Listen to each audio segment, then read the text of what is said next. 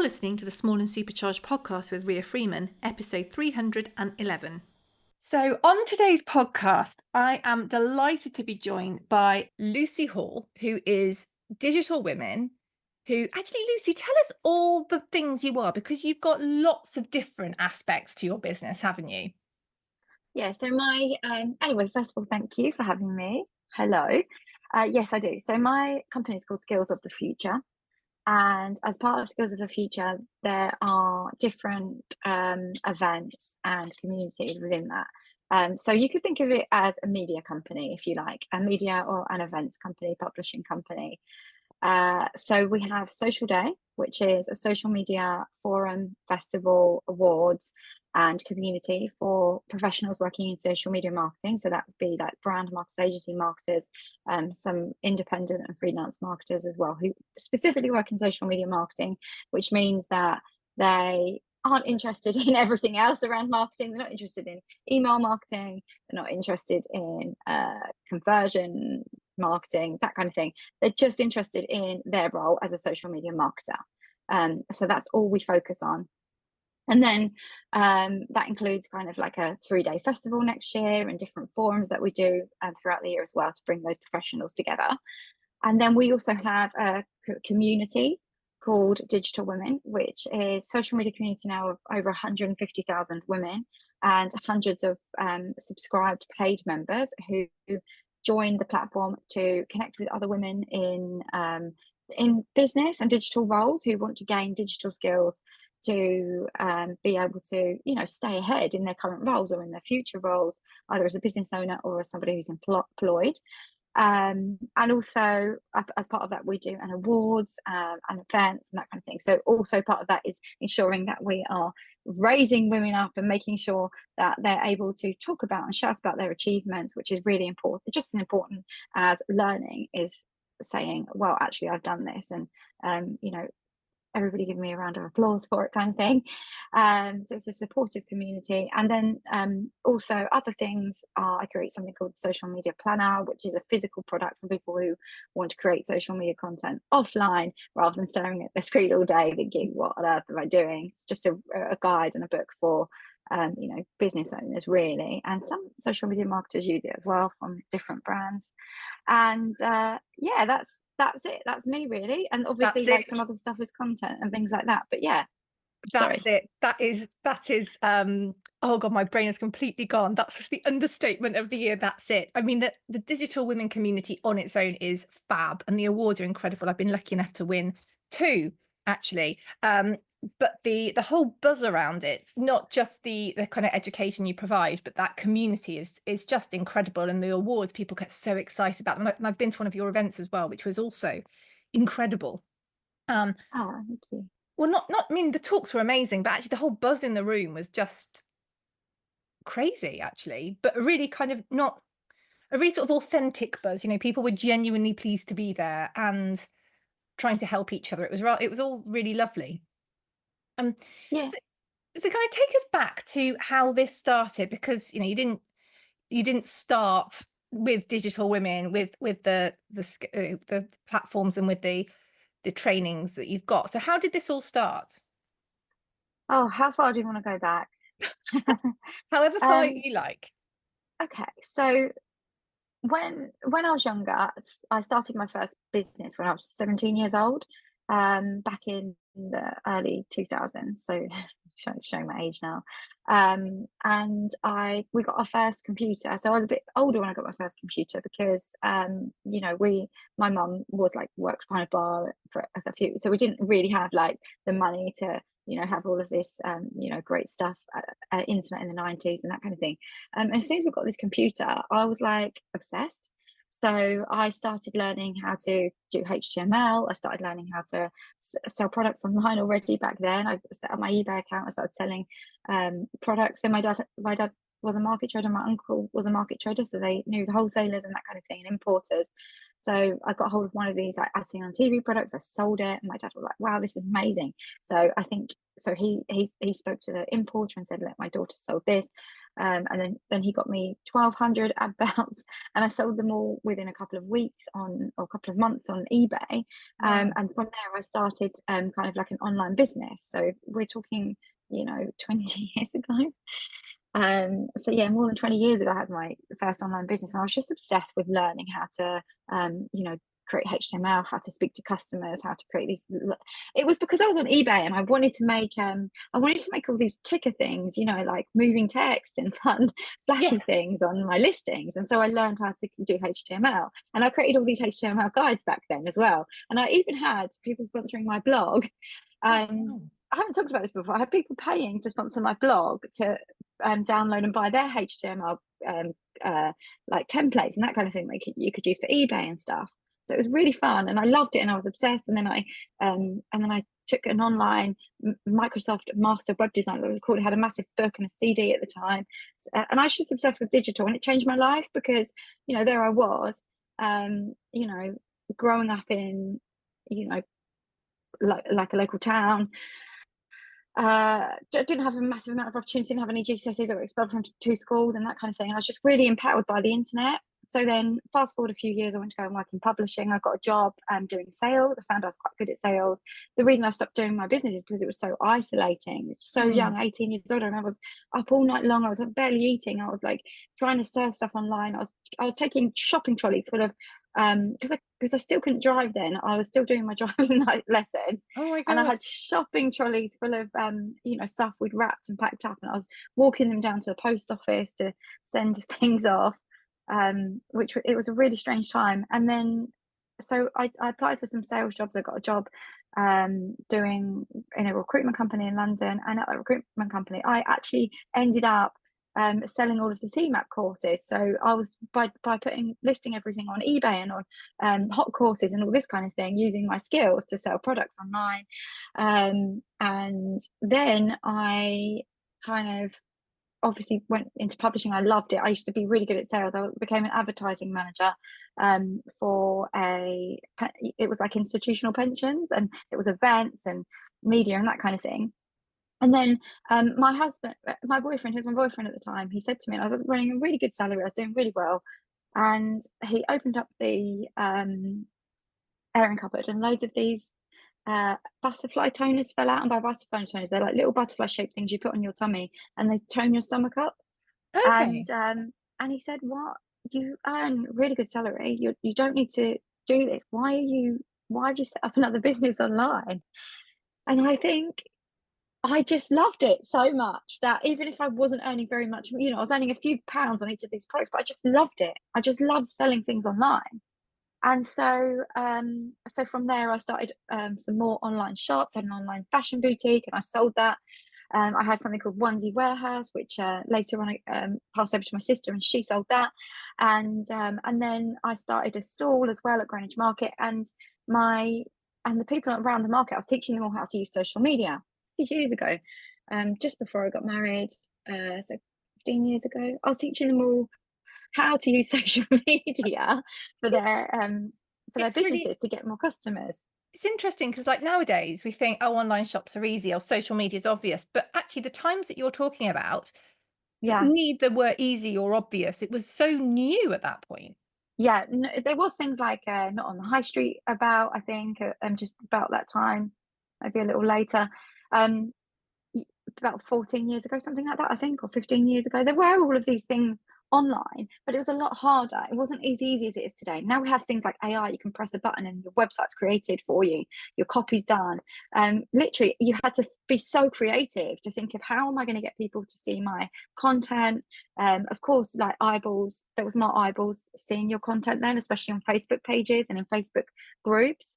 But yeah, it was very difficult, but I just really enjoyed it. And for me, teaching people how to do it as well, I thought was so empowering, because then they could go and do it, and they could, they could get more customers. And I think that was so important. Growing up in a market stall, because I grew up in a market stall as well. I missed that out. My dad, market trader, grew up in a market stall. So as soon as we could start putting his products online and that kind of thing, it was You know, it was wild because all of a sudden you're not having to stand out on a market stall all day, which I think is very enjoyable, by the way. Don't get me started on that. I love it.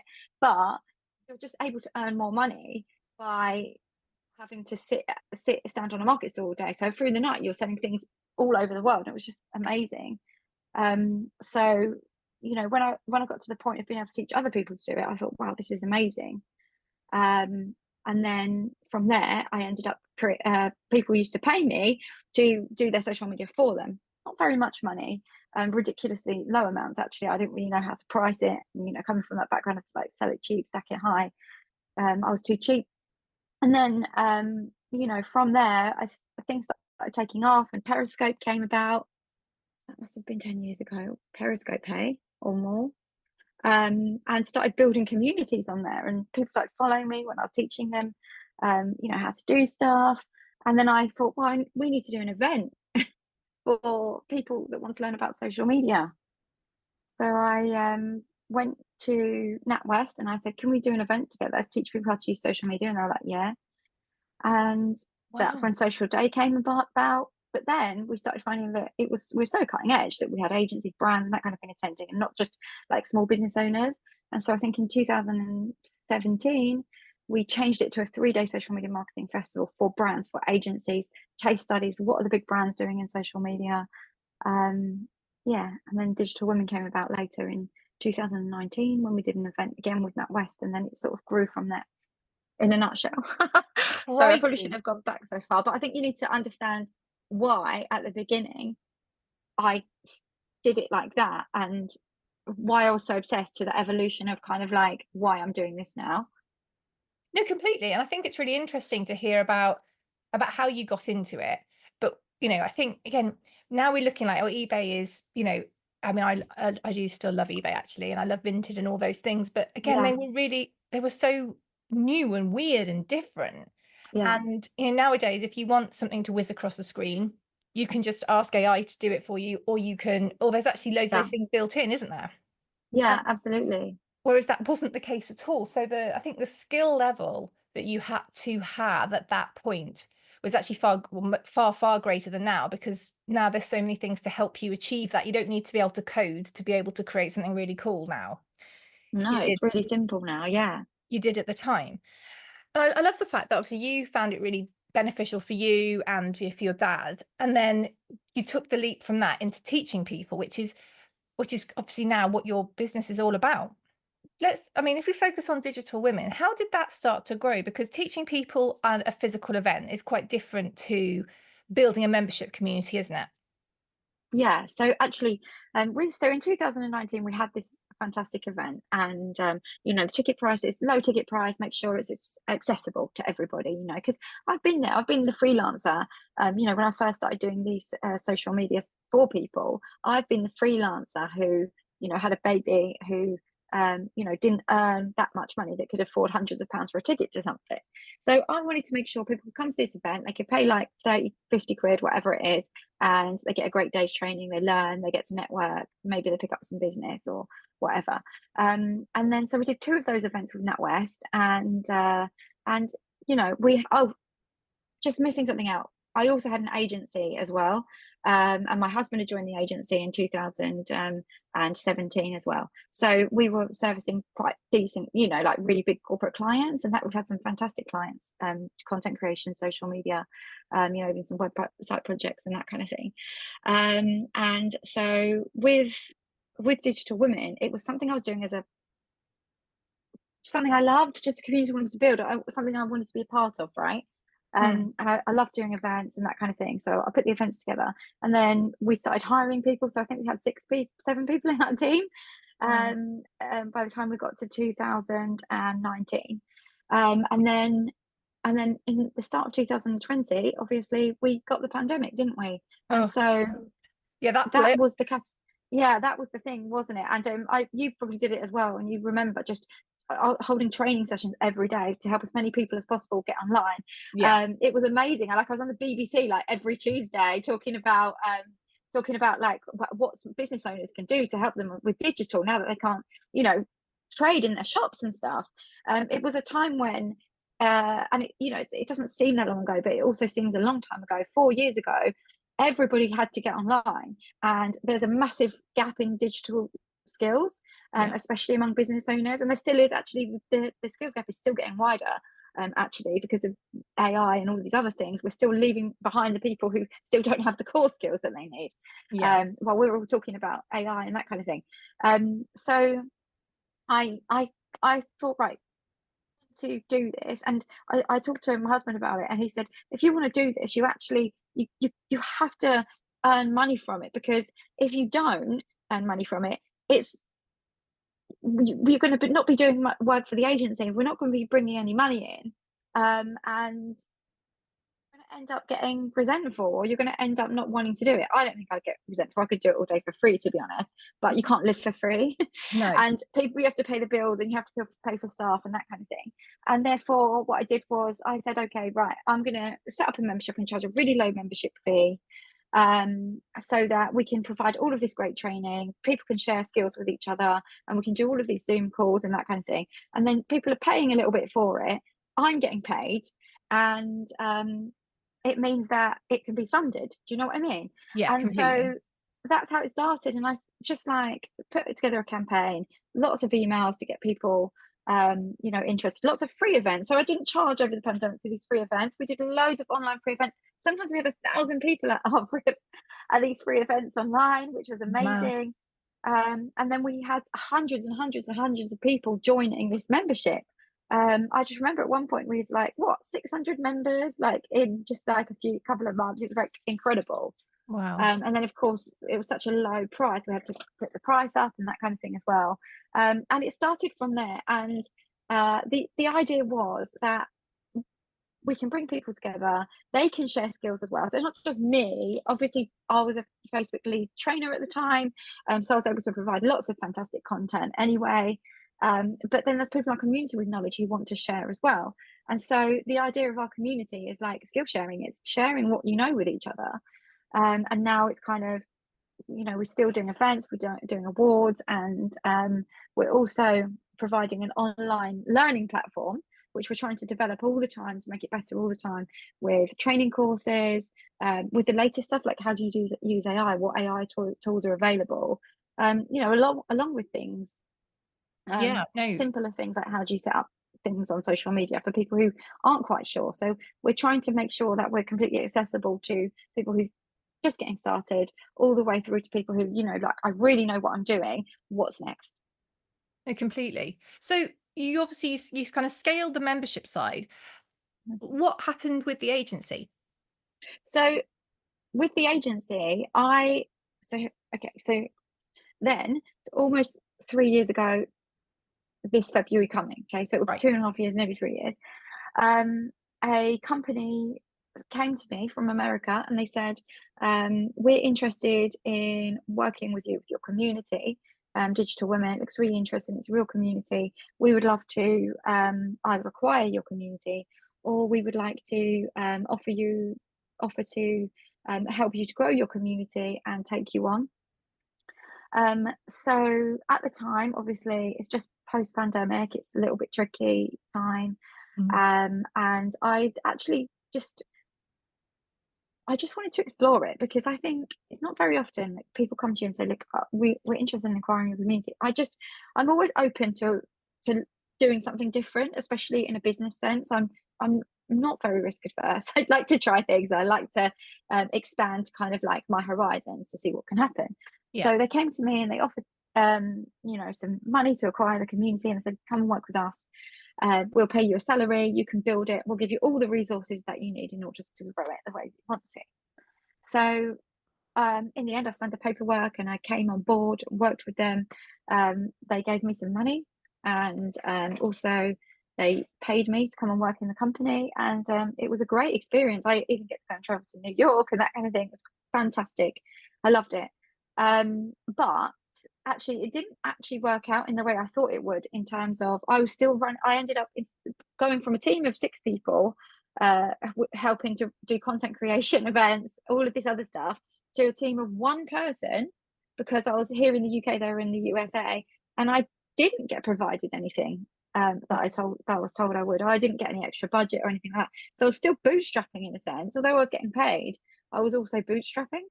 Yeah. And so um it was really, really difficult to do.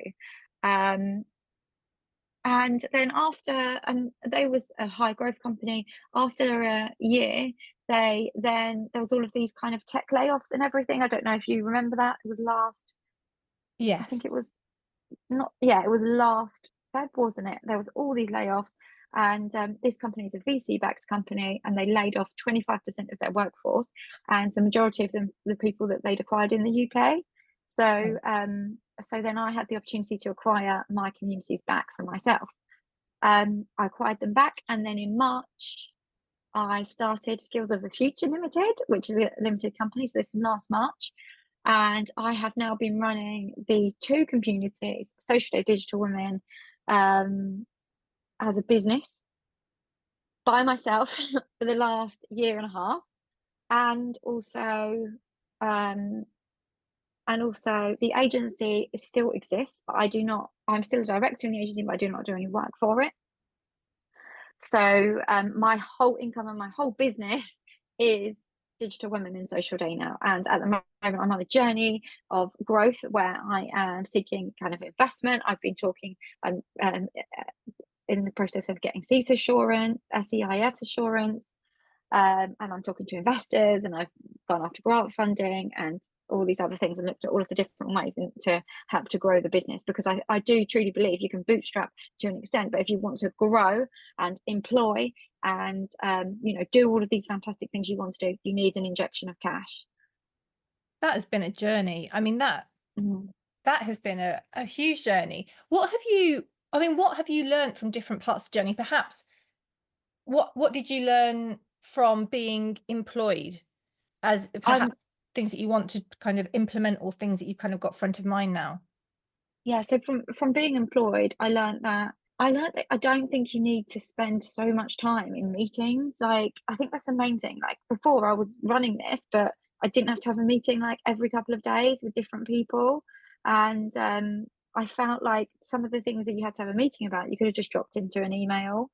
Yeah. Um, but one thing I learned that I really took away is this whole thing of having like a proper spreadsheet strategy in place. Like, it's, and even more so now, like having a P&L and a cash flow forecast, having all of that in place is so important, because actually from this cash flow forecast, you can see exactly where you're going to be in 3 months time, and where you're going to need money and how you're going to get it. You can Yeah. actually see what's going to happen in your business for the next 3 years with this thing. And before, I didn't really put too much into that, because as you can see, everything I've done, I just started, and I just kind of, from the mindset of, if you sell something, if you buy something for £5 and you sell it for £10, you make a £5 profit. But then if you have any other costs, your net profit might be end up being £2, for example, out of that £10 sale. Yeah. So that's always been what I thought, like, buy something, sell something, make profit, carry on. But I didn't think in terms of like, right, 3 months down the line, if we don't have this much money, we're going to need to do this. And so I've had a massive learning curve from being employed, but I've also had a massive learning curve from now being a sole business owner of a limited company that has multiple revenue streams as well. I've just learned, and from selling a company, I've learned how disorganized I was, and how how I was throwing all this different information over, trying to build a picture, when really I just needed this one document that would build a complete picture of my business. Um, it's really incredible, actually, like how I've been so humbled at how much I didn't know about running a business, even doing these businesses for years and years, like how much I didn't know, and how much people talk about, oh, running a business, and how it's like you've got marketing your business. And perhaps that's because I'm in that area of like marketing. It's not all about marketing. Marketing is part of that, but there's so much more that goes into it than marketing. Like, the majority of my time now is spent in a bloody spreadsheet. Sorry for swearing. No, swear Just away. It's like all good. trying to work out, like, how am I going to get from A to B? How am I going to cover, like, so there'll be gaps. Some months there'll be like, you'll make a loss of say £10,000. right? And that's okay. It just means maybe there's not an event in that month, or there is, or you've got to pay, for a venue or something like that. And the next month you're going to make like £30, £30,000, for example. But then then maybe the next 2 months you're going to lose £5,000. So how do you make sure that you're managing your money in the right way? And it's like that. It's so many challenges that you have to kind of come across and work out how you're going to fund these little gaps and that kind of thing. Business is so much more than bring money in Yeah. and money out. And I mean, that's all it is in a simple format, isn't it? It's just money comes in, money goes out. What you're left with is your profit, Yeah. right? But it's not. It's so much more than that, because how do you get the money? What do you do with the money? How do you make sure that you're getting paid? How do you ensure that you're paying your, contractors and everything as well? How are you going to employ people? Like, what is it going to take to do this? And yeah, so I've just learned so much, and I'm learning every day, and it's a really humbling experience, actually. Is this side of it as well, is kind of making sure you've got like the numbers in order, that you understand them all. Is that something that, thinking about your about investment moving forward, you need to have those Mm. ducks in a row, don't you? Absolutely. So you have to have those ducks in a row, because when you send over your P&L and your cash flow forecast to the investor, that's actually what they want. So you can do the deck and it's pretty and you can explain it all to them, and they love it. That's great. But then the next thing they're going to want is this, is your how much money are you making? What's happened? What's all the costs coming from? And that kind of thing. Where can they add value? What When you send the cash flow forecast over to them, they need to be able to see, right, why do you need money? Like, where are you going to start losing money? And if you've got this like cash injection, what is it going to do for your business? And so with this document that you have, when you send it to them, they need to look at that, and they really need to understand that clearly. And this is something that I've been working on over the last few months. And for me, it's been really difficult. Like, I do have ADHD, and I do have, I'm a very creative person. Like, I look at things, and I can work it out with, color and, beautiful images, and like explaining things through words, and poetry and like nature and that kind of thing. This is numbers. This is harder. But once you've got it all down on that piece of paper and you see it, it does change. An investor said to me, once you have this document, it's going to change your life. And it's changed my life. That's really cool. What's it been like trying to get investment? So I was reading something the other day. Oh, I'm going to get the stats wrong. I'm not going to say the stats, but basically, the amount of female-founded, female-owned businesses that get investment is so much less than men. Yes, And at I'm not. 2% or I was something. thinking it was 2%, but it just feels horribly low when I even think about that. So I mean, So yeah, yeah, I think that is true. It's really difficult for women to get investment compared to men, and I don't know why. Like, I've read a lot about it. Partly it's because the people who actually are in part of the investment funds who make the decisions, there's more men, and if they've already had a business or something like that, and they are going to invest in someone, they like to see someone that reminds them of them. mhm, And so they can't that's not always relatable when it comes to when they're looking at a female, for example. So that could be part of it, but I don't know. And there's been a lot of research around it. For me, so far, I found the experience really, fantastic. I have a mentor, and I have hired advisor that is a male who is in the area that I want to work in, who has been able to go out and get the right meetings for me. And so my experience has been really positive, mm. and that's the way I've gone about it. By meeting the right people, being introduced to the right people, and then the process has been great, like fantastic for me, but because I got the right person to advise me. Does that make sense? Yeah. Like, I've not just gone, oh, just go and send my deck out to loads of people. I've actually got an advisor to help me do that, and that's made the world of difference. Yeah, no, I think with investment it is a very different animal, isn't it? And Yeah, the whole thing isn't the introduction, but a lot of it is getting that foot in the door. Then it's your chance to shine. But if you can't get your foot in the door, yeah, you can't do the next bit. And it doesn't matter how beautiful your deck is if you can't get in the room, it doesn't Yeah. matter, does it?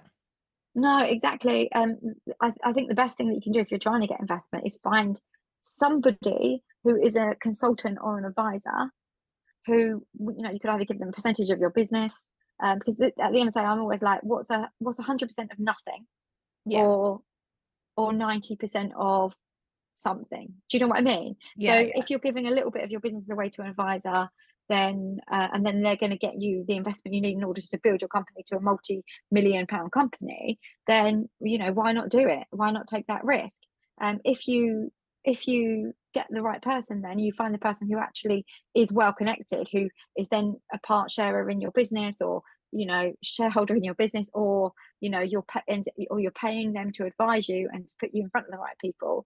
I think, why not? If that's going to open doors for you, do it. Like, we don't have to always. I think sometimes as women, what we do is we think, let's just do it the hard way. Let's try and do everything on our own. Let's like manage the house and the kids. Let's do all of the school runs and everything. Let's carry the mother loads. Let's also, try it the hard way by going throughout to as many people for investment as we can. Let's bootstrap everything. And, you know, we don't need to do that. We could just find the person that we need, find the Yeah. right person, and try and find the budget to pay them, or some percentage within your business, and get them to help you or advise you. That's only my experience, and there'll be hundreds of other experiences as well. But personally, I do not want to struggle with bootstrapping um, for another 12 months, 24 months, 5 years, because it is hard and it is a long process, and you need luck as well with bootstrapping. So I almost need somebody to come and sponsor, for £50,000 or £100,000, for me to be able to do all of the things I want to do in terms of employing and, bringing salespeople in and marketing executives and that kind of thing. Otherwise, I need investment, and it's as simple as that. Yeah, I think that sometimes people do feel they have to sort of get the scars and get the wounds, and I think we don't Yeah, always need to do that. That's why, we're thinking about courses, for example, you can learn social media by, opening up Facebook, staring at it blankly and trying to work it out bit by bit. yeah, Or you can go and get a course that will take you a few hours, a few days, but you'll be really good by the end. There are yeah. shortcuts we can take that just help us along the way to get to our overall goal.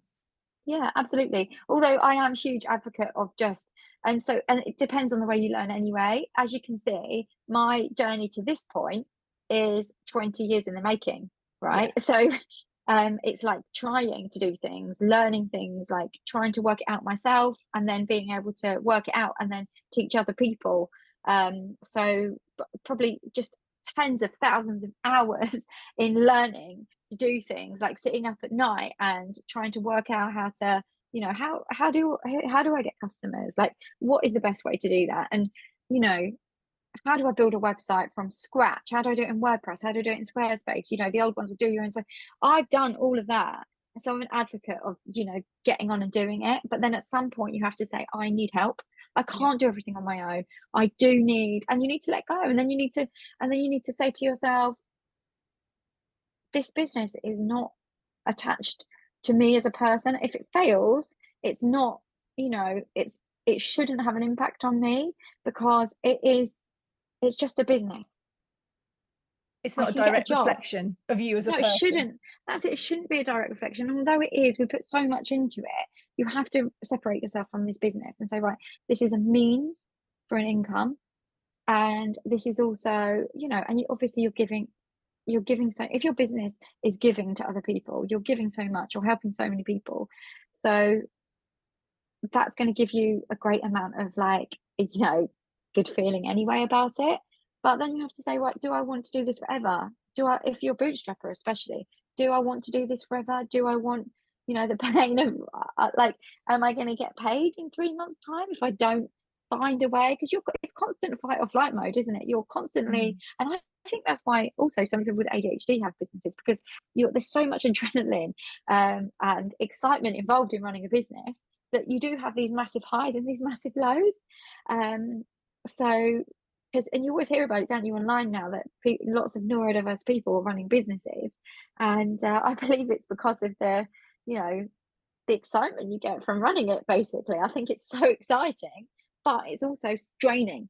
And there'll be days when you can't do anything because you've hit rock bottom, because you don't know. You've just done something ridiculous. Like, for example, in May, I've decided I'm doing a 3-day social media festival. So I need 500 people in the room for that event.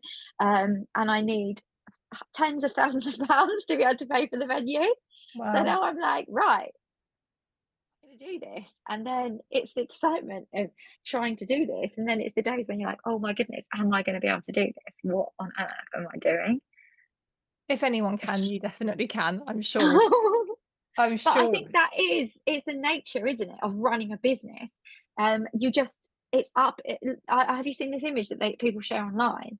I love it. It's like a mountain. It's like what people think running a business is, and they do it as a mountain sometimes, and sometimes they do it as like this uh, a, a graph that just goes from low all the way up high, so from 0 to like £1 million or whatever, and they have a picture next to it saying what it really is, and then it's like a squiggly line up and down all Yes. over the place. And there's the mountain one where it shows all the stuff that happens above the line on the mountain, but actually all the stuff that happens below the line is a lot more chaotic than just climbing the mountain. And it is really is so true. No, completely. It's a good graphic, actually. I think I quite like the one where it's a squiggly line, also kind of goes backwards, like in the Yeah, right for direction. And you think, yeah, does. Yeah, I so love those true. visual representations, because I just feel like, and I love seeing them online as well. And I know they get shared a lot, but when you see it, it just, when you're going through that time and you're thinking, goodness, why is everyone doing so well? And, I'm doing terrible, because people are only sharing the great stuff they're doing online. They're not sharing most of the time, when it's been awful for them. And there is a lot of awful times running a business.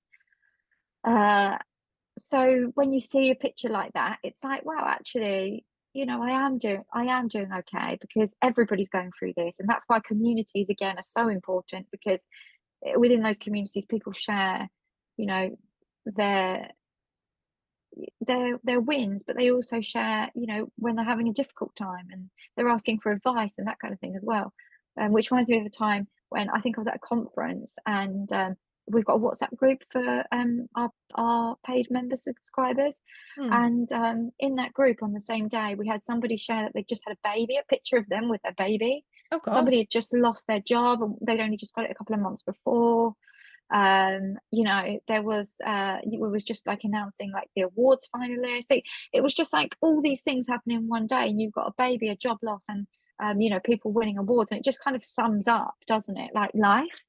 Yeah. It's not linear, it's not the same for everyone No, at the same time. absolutely. And I mean, I love social media. I know you do as well, but it does have Yeah, this habit of showing the polished bits, the great stuff. And actually it's the stuff below the surface that people go, oh, I'm not alone. I'm not the only one that's yeah, struggling with this. And I do think absolutely. that's super important. But it's really important, as you say, people won't necessarily put online if they've lost their job. Definitely, well, a lot of times they wouldn't do it on the day because it's so raw and so painful. But Yeah, then if you saw someone celebrating that they'd had their best thing ever and got a promotion, it does feel like a direct kind of stab to the heart, doesn't it? yeah, I think so. um I also personally try to limit my time consuming social media. Yeah. And the reason for that is because I don't always feel great when I'm looking at social media, actually. I always feel like I feel a little bit like, I think it can be addictive, because you can keep scrolling and then you don't stop, and you're looking at all of these different things, and you go down a rabbit hole, and I kind of feel fuzzy-headed and a little bit weird after I've done something like that. And I almost feel like, like if you drink too much wine. Yeah. I don't know if you've ever drunk too much wine. Yes, I have. Um, Yeah, I mean, I did on my birthday. I think I was only planning on a couple of glasses, ended up drinking the bottle because it was Fair such a enough. lovely night. And I felt so unwell the next day.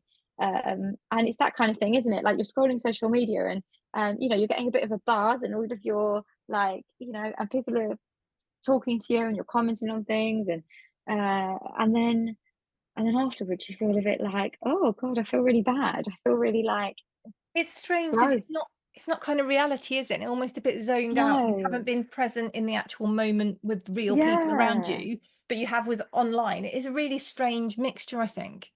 Yeah, I think so. And then when you're doing marketing as well, I think it's really important that you try and think about that as well, because people are just mindlessly scrolling through things. Um, try and make people feel good when they hit Yeah. your, try and make people feel good when they hit your, your content and that kind of thing. That's what I always try and do as digital women as well. It's like, how can I make people feel good? Like our LinkedIn page has grown to over 110,000.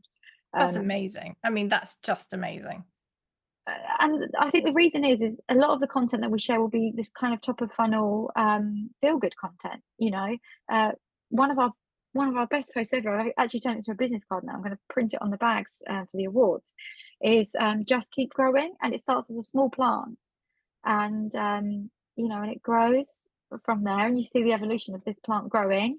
And that's the whole thing about, isn't it, learning and being part of a community. Is like you start off here, but you do keep growing. And I know there's all this other stuff that happens in between, but ultimately everything you're doing, everything you're learning, all the setbacks that you have, you're growing.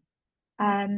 And that feel good content, I think, is true, but it's really important, I think, that you show people that, so that they're not scrolling through um content all the time and seeing all this negative stuff, or seeing, look, I'm the best person in the world, I'm amazing. But they're seeing, this is you, this is all about you, and it's not all about me. Absolutely, couldn't agree more. So obviously we talked a bit about the kind of highs and lows of all business journeys. Have you got a kind of standout low? I'm going to go high, obviously, afterwards, that you just thought, Chris, this is really difficult. This is hard. I'm done with this. This is a really good question, because I think I've had a few lows, Mhm. actually. I think it was really difficult when I got on that phone call to get made redundant. Yeah. Although I think I actually, at the time, probably within an hour, thought this is the best thing that could have happened to me, because now I can do this the way I want to do it, and I can actually grow this into a proper company, and I can Yeah. create my own media company. So that felt horrible, because you're sitting there and you know what they're going to say.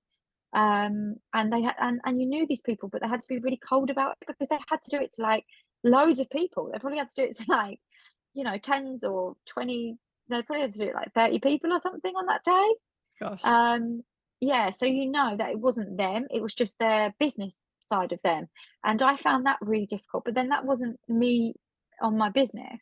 And then the couple of weeks in between that, when I got these events that I've got people booked against them, this is my reputation. Like, what if I have to close these events, say they're not taking place, and I don't have that money? They have the money. I don't have the money to then pay for these venues and everything. So Yeah. that was a bit annoying. That was a bit hard, and I think that was a massive low. And that couple of weeks, because I was still working, doing stuff in my business, but I wasn't getting paid for it. And because I was no longer working for that company, but also those things still existed, and I'm waiting to get it all signed over to me. So that was just like hell, actually hell on earth, Yeah. and it felt really difficult. And then the next low is like, okay, so now I don't have a salary. I have to run this business, and I want to make sure that I'm paying, because I've got Emily, and although she's a freelance couple of hours a day, like, I do pay her every month. She's massively a part of the business, and I would like to give her shares in the business, because that's how important she is to my business. Um, and it's just like, how am I gonna my ex was like, "How am I gonna pay Emily?" Yeah. Like, I need to make sure I've got this constant flow of money coming in, and at the moment, I've got no money coming in, because I don't actually even have a business. So what what am I doing Yeah. there? So when I got that sorted out, that was massively amazing. How am I gonna pay myself? And then there've been times when it's like, right, like I said, I've just booked this venue, this is a massive high. But then it's like, oh God, how, as a one person, I'm a one person team here. How am I going to do 6 events this year, run a paid community, get all of the content that I need, without any other income apart from this business? How am I going to do it? And you did get those days where you're like, should I just get a job to fund this? And then, yeah, and then you always just work it out, though. Actually, I think you go, right, what do I do? How do I do this? What do I need to do in order to pull myself out of this and bring the money in, so that I can get paid, the contractors can get paid, the venues can get paid, um, and we can run this as a profitable business. It's a real mindset thing, isn't it? It really is not looking at it as a kind of, oh God, this is a disaster, but okay, how am I going to fix it? What am I going to do? I mean, yeah, but it's the nature of a business. Like if you look at it, like if you look at all the advice you're reading online about businesses and all the different financing available to businesses, there's financing available to bridge when you can't pay your VAT this month.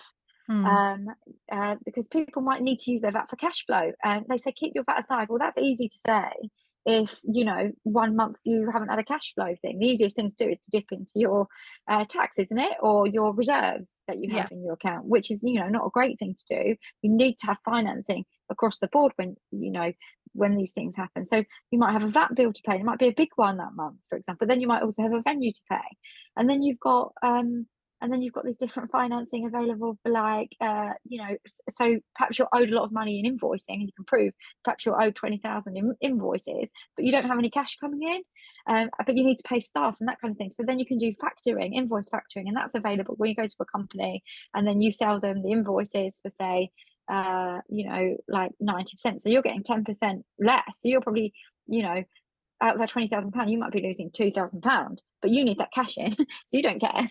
And then there's all kinds of different financing available for different parts of the business process, because business isn't just money in and money out. It is like literally this month I'm going to make a loss and I don't know how I'm going to pay my staff. So how am I going to get financing available? And so your mindset as a business owner really does need to be like, how money in? How am I going to finance this thing that's happening in 2 months' time where I know I'm going to lose a load of money and I'm not going to be able to pay anyone? And it's managing that money and that kind of thing. I know I went a little bit off piece then, but for me, I No, think it's just it's good. so important to know that. And now that I know that, I didn't know that before. I didn't have this thing in place where I knew what was coming and when it was happening. I mean, I knew and I always made it work, but I didn't know. So now I know, maybe in 3 months' time, I'm going to make this huge loss. I can preempt and I can go and find the financing for that thing that's happening in 3 months' time. Yeah. No, It gives you completely. time. If you're desperate and you're like, goodness me, I need to cover this thing, you can't do it. You're desperate. You're stressed. Yeah. Whereas if you know it's going to happen, you're not desperate and you're not stressed and you can keep level-headed. Which makes you make better decisions anyway, doesn't it? You make better. You sleep better. You make Yes. better decisions. You look after yourself better. You know that it's happening, and you can make sure that you've got all of these things in place, and you're not, having to sell the family home. Definitely. Which some So people do, by the way. Some people do sell the family for home. Trust me, I've met people who have sold their family home so that they can finance their business. yeah, it's levels of risk, isn't it? It's what you're Yeah, prepared to risk, which is yeah, always a really interesting thing across yeah. different people. Um, Obviously, we've done the lows. What's been the high or the highs along your journey so far? I have so many highs. This is why I do it, and most of the highs are not like linked to money. So the highs are always linked to, the you do an event and it goes really well, and then all the feedback's amazing. Like the last social day and the social day before, the events that I ran actually had a 99% like happiness rate, or Crikey. for all 4 to 5 star reviews for the event from the Wow. people that attended. I mean, running an event to get 4 and 5 star reviews from every single person, all of these amazing social media marketers from brands, agencies, is like, wow, I'm doing the right thing here. So, what can I learn from this to make it better for next time? It's like, it's the awards. It's like getting those messages from people. By the way, this has changed my life. By the way, this has made me feel really valuable, or this has given me the opportunity to make, get more clients, or, be seen at work, and all these little messages I get and that kind of thing. Every time I get one of those, I'm like, yeah, this makes it worthwhile. And so when it comes to kind of like running communities, I actually believe that that's what keeps you going. It's not am I going to make £1 million? It's you're giving something back, and it's the most amazing feeling, actually. Oh, completely. Is there anything else you'd like to share with us today before I ask you all the places we can find you online? Because we're actually recording this on Bank Holiday Monday, which I think is a an interesting time to record. I think it shows the juggle, doesn't it? The juggle of Yeah, mum life, summer holidays, it work, really does. It really life. does. Work and life and everything. Um, yeah, I think what I want to share is that just going back to this ups and downs of running a business, just being completely honest. Mhm. Um, I think as a business owner, you need to be honest with yourself about what your life is and how it looks and what you want it to look like. So I remember the first time I had a business coaching. I've had a couple of business coaching meetings before, but they said to me, "What do you actually want? Not business, but like professionally. Where do you see yourself, and what do you want? Where do you want to go? Because that's where everything should start from, shouldn't it? Mm. Like, if you see yourself in 5 years' time selling your business and making a decent amount of money and having some time off and then starting again, you because you want to travel the world or whatever it is personally you want to do, then you're going to have to work at the rate that it takes in order to do that. Whereas if you say, what I want to do is I want to run my business, and I just want to earn enough money so that I can walk my dog in the morning, and I can pick my kids up from school. But I know that that's not going to make me a millionaire. But it's going to give me enough money and enough income in order for me to run this business for 20 years and live happily. So I could put a bit of money aside, and I'm never going to sell it because I'm just going to run it forever because I love it so much, kind of thing. So you can plan for that. So I think the most important thing is just knowing what it is that you want to do, where you want to go, realizing that everybody's success is different. So whatever your idea of success is, and believe me, to be able to get up in the morning, go and walk your dog, and not have to look at your phone first thing, and take your kids to school, and make sure that they've got dinner on the table at the end of the day. That is success, if you ask me. Being able to see Completely. your friends when you need to see them, go on little trips if you want to, that's success because it's freedom, isn't it? Yes. It's Yes, freedom. absolutely. And having a business does not necessarily mean you have freedom, especially when you start employing people and you start growing.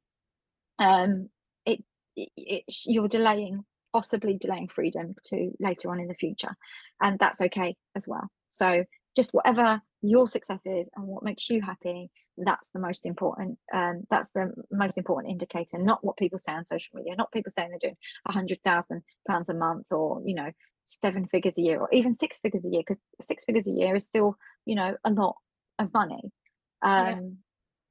And 6 figures a year could even be, it could be £100,000, or it could be £999,000. So, Or I think, it could actually be £100,000 in income and yes, £150,000 in outgoings. Mm. exactly. Yeah. So there's revenue, there's turnover, there's profit, there's gross profit, there's net profit. There's all these different things that go into running a business. Business owners know this. Um, all of everybody listening knows this. They run businesses.